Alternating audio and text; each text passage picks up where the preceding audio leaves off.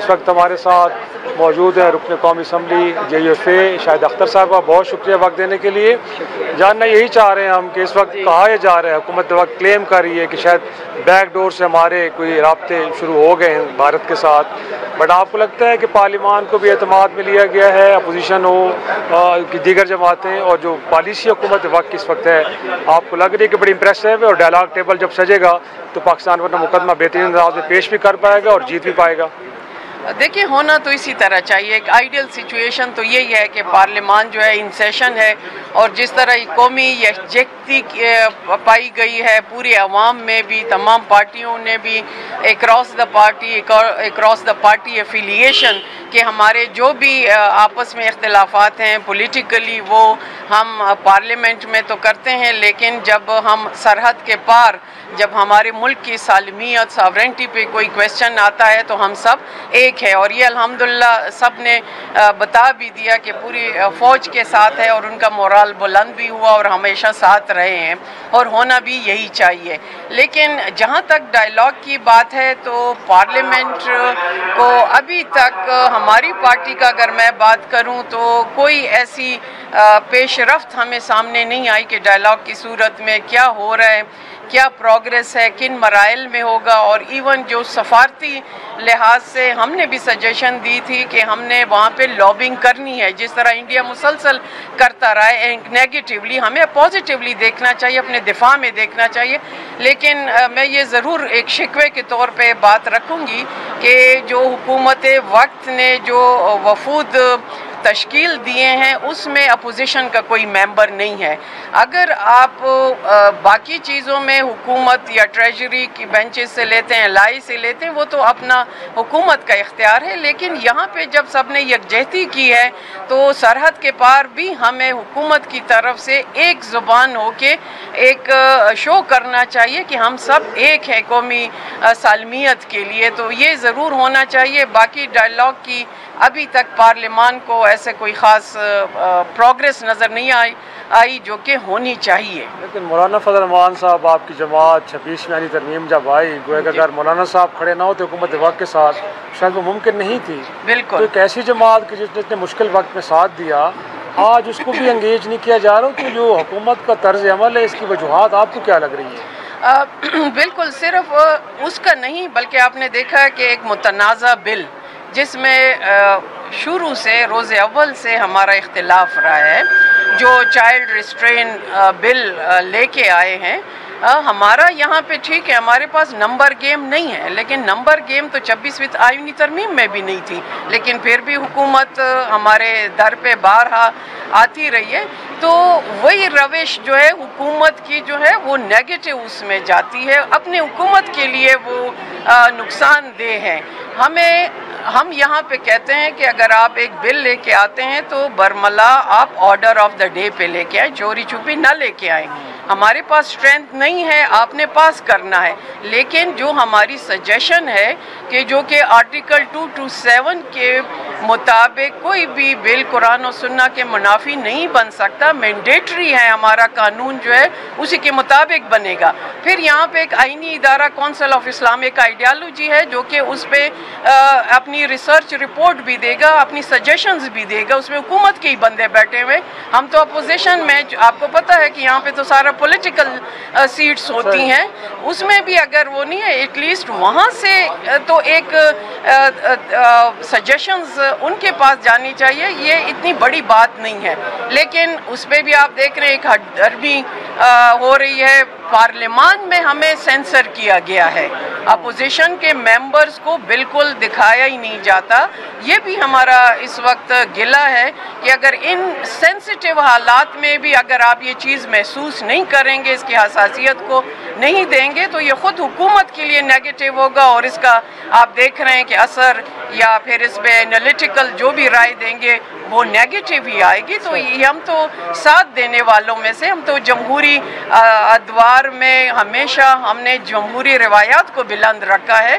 तो ये चीज़ें हैं कि जो हम हुकूमत से रिक्वेस्ट भी करते हैं, सजेशन भी देते हैं, और अगर खुदा न ख्वास्ता ऐसी कोई सूरत हाल आती है, जो कि आजकल भी आप देख रहे हैं कि कुछ कानून साजी ऐसी है कि जिस पे बाकी पार्टियां भी उनके साथ हम आवाज़ नहीं है, अगर ऐसी कोई सूरत हाल आती है तो खुदा न ख्वास्ता इस हसास मामले में हम कहीं सड़कों पे ही ना आ जाए। तहरीक इंसाफ का हाथ पकड़ लेना, इतनी बड़ी पोजीशन तो आपके साथ बैठी है, तो जोर लगाएं तो मेरे ख्याल में आप अपनी बात मनवा सकते हैं। तहरीक इंसाफ का हमने मौलाना साहब ने क्लियरली कहा है कि हम डे टू डे इश्यूज जो हैं वो मिल के करते हैं। पार्लियामान में भी अगर इस तरह इशू आता है हम मिल के बाइकआउट भी करते हैं और वेजिटेशन भी करते हैं। और अगर कल ऐसी सूरत हाल आती है तो डेफिनेटली जहाँ पे हमने 13 पार्टियाँ यकनकाती एजेंडा रिग्ड इलेक्शन के ख़िलाफ़ मिल के हमने गवर्नमेंट का पूरा आपने देखे ट्रांजिशन हुई है,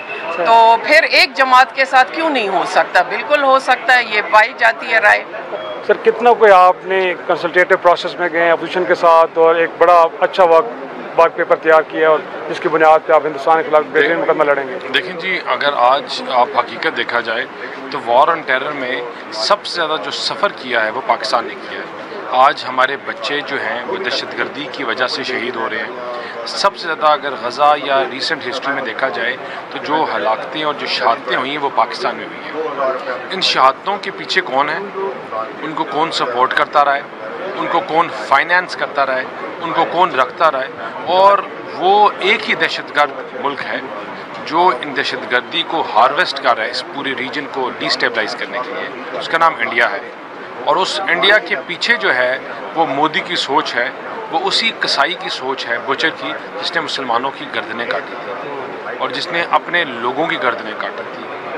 वो लोग जो नफ़रत के ऊपर, जब दुश्मन जो है वो दुश्मन जब वो हार जाए और अपनी शिकस्त तस्लीम ना करे और हमारे बच्चों के ऊपर हमले करे और हमारे बच्चों को मारने की कोशिश करे और उनको शहादतें शहीद करे, तो this story needs to be told to the world कि अगर आज पाकिस्तान ब्लीड कर रहा है, पाकिस्तान आज ज़ख्मी है जब हमारे बच्चों को मारा जाता है, तो इसका हम रिस्पॉन्स करेंगे, इसको हम रिस्पॉन्ड करेंगे और उसी तरह करेंगे जिस तरह हमने पहले किया। तो वर्ल्ड फोरम्स में उनको इंगेज करना बड़ा ज़रूरी है और बताना ये अपनी कहानी, और इस कहानी को हम बताएंगे भी, बता भी रहे हैं, और इंशाअल्लाह हम पहले वॉर फ्रंट पे भी जीते हैं और अब डिप्लोमेटिक फ्रंट्स पे भी जीतेंगे और लोगों को बताएंगे कि इस रीजन में अगर दहशतगर्दी को कोई सपोर्ट करने वाला है तो वो इंडिया है और उसके अलावा कोई भी नहीं। तो जोसेफ, इनफैक्ट आपने मिलिट्री फ्रंट पे तो वॉरियर्स लड़े हमारे और उनको आपने अप्रिशिएट किया, आर्मी चीफ को भी फील्ड मार्शल का आपने उस ओहदे पे प्रमोट किया, बट कहा जा रहा है कि पार्लियामान के अंदर अपोजिशन को उस अंदाज में इंगेज नहीं किया जा रहा। आप जा रहे हैं शायद पार्लिमानी वफूद ले के दुनिया भर में, बट अपोजिशन के लोग इसमें शामिल नहीं है। सर, ये बड़ा एतराज़ किया जा रहा है। देखिए, पार्लियामान के जो लोग हैं उनको हम दहशतगर्दी, जो PTI की हैं, दहशतगर्दी की हल की बात करें तो वो कहते हैं इमरान खान को रिहा करो। बात करते हैं कि हमारे बच्चे शहीद हो रहे हैं, उनकी लाशें पड़ी हैं, हमने हमला करना है तो कहते हैं इमरान खान को शहीद करो। किसी को खारिश हो जाए तो कहते हैं इमरान खान को रिहा करो। देखिए, वो NRO और डील के मुंतज़िर हैं, उनको कानूनी तरीके के साथ ही चीज़ें को आगे चला सकते हैं। वो लोगों के लिए, पाकिस्तान के लिए अगर सीरियस नहीं है तो हम उनकी वजह से तो हाथ पाँव अपने बांध कर नहीं बैठ सकते। हमने चीज़ों को चलाना है, इस सिलसिले को आगे चलाना है, बेहतरी की तरफ लेके जाना है। तो इंशाल्लाह जो पॉलिटिकल पार्टीज़ ऑपोजिशन इसमें हमारे साथ है, जो और ऑपोजिशन की और जमातों के लोग हैं, और इस फ्रंट को हम दुनिया को उजागर करना है कि हमने कोई इंटरनल फाइट नहीं करनी, लोगों को बताना है, और इंशाल्लाह इस फ्रंट पे हम आगे बताएंगे भी और कामयाबी भी हासिल होगी। और ये भी है कि अगर बलूचिस्तान के अंदर, KP के अंदर कुछ लोग भारत के आलाकार बने भी हैं, लेकिन वो अपने लोग हैं हमारे, हम अगर एक दुश्मन मुल्क के साथ गुफ्तगू कर सकते हैं तो अपने लोगों के साथ क्यों नहीं कर सकते? तो ये एंगेजमेंट की तरफ, नाराज़ लोगों की तरफ जाने का भी कोई इरादा है हुकूमत वक्त का? जो हमारे बच्चों को मारे, जो हमारे अफवाज को शहीद करे, हमारे जवानों को शहीद करे, मुझे नहीं लगता कि उनके साथ बैठकर चीज़ों को आगे चलाया जा सकता है और चलाना चाहिए। ये एक लाइन है, और वो लाइन ये है कि जो दहशतगर्दी में इन्वॉल्व हैं और वो इंडिया स्पॉन्सर्ड दहशतगर्दी में इन्वॉल्व हैं, उनकी हमारे अंदर, हमारी सफ़ों में कोई जगह नहीं है।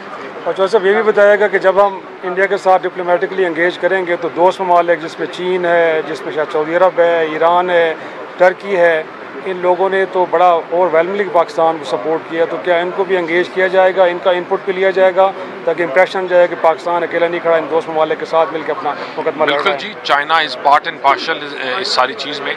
चाइना हमारे साथ खड़ा है, ये दूसरे जो मुल्क हैं हमारे साथ हैं, और इंशाल्लाह उनके साथ मिलकर हम एक ग्रैंडर स्ट्रैटेजी की बात करेंगे, जहां हम चीज़ों को, मसाइल को डीएस्केलेट करने की बात करेंगे, जहां मसलों को हल करने की बात करेंगे, चीज़ों को आगे लेके जाने की बात करेंगे। हम कल भी मफाहमत की बात करते थे, तिजारत की बात करते थे, और आज भी करते हैं, और इंशाल्लाह आगे भी करेंगे। और लास्टली, अगर अपोजिशन की जानिब से कोई पॉजिटिव इनपुट आता है किसी हवाले से, उसको वेलकम किया जाएगा, जिसमें अगर दुनिया भर में पार्लियामेंट वफूद जा रहे हैं तो उसमें अगर वो शरीक होना चाहें तो क्या अगर इस हवाले से हुकूमत वक्त रखती है? देखिए, उनकी शिरकत तो पहले पार्लियामान के अंदर अगर हो और उसको आगे चलाएं तो ज़्यादा बेहतर शिरकत होगी। बाद की शिरकत की तो बात की देखी जाएगी, लेकिन अगर देखें वो इस फ्रंट पे नेगोशिएटिंग फ्रंट से खुद भाग कर गए थे, हमने नहीं रोका था। हम तो बैठे हुए हैं और अभी भी हम मुंतज़िर हैं। पहले वो भाग के गए थे क्योंकि वो चाहते थे डिस्टेबलाइज पाकिस्तान, वो चाहते थे डिस्टेबलाइज्ड इकॉनमी, और आज भी वो खुद भाग के गए हैं। वो दरवाजे उनके लिए खुले हैं, दरवाजे हमेशा खुले हैं। वो पार्लियामान में अगर अपने इंग्लैंड, अमेरिका जाने के लिए ट्रिप्स के लिए नेगोशिएट कर सकते हैं और मिलते कर सकते हैं, तो मुल्क के लिए भी इकट्ठे हो सकते हैं, मुल्क के लिए भी बात कर सकते हैं। आपके दोस्त सेनेटर फैसल वाडा साहब ये कह रहे हैं कि दिस हाई टाइम कि पीटीआई को एंगेज किया जाए। हुकूमत का ऐसा इरादा रखती है कि उनको डायलॉग टेबल पे लाया जाए? देखिए जो बिल्कुल मैं एग्री करता हूँ, हमने तो एंगेजमेंट छोड़ी नहीं, हम वो एंगेजमेंट से भाग के गए और हम फिर एंगेजमेंट की बात करते हैं कि चीज़ों को एंगेज करके आगे चलाएं, लेके चलें। लेकिन हर एंगेजमेंट जो है ना वो 6 महीने बाद तोड़ देते हैं, तो ये बसना खुद चाहते नहीं है। जिस दिन ये बसना चाहेंगे तो चीज़ें एंगेजमेंट से है ना चलेंगी आगे।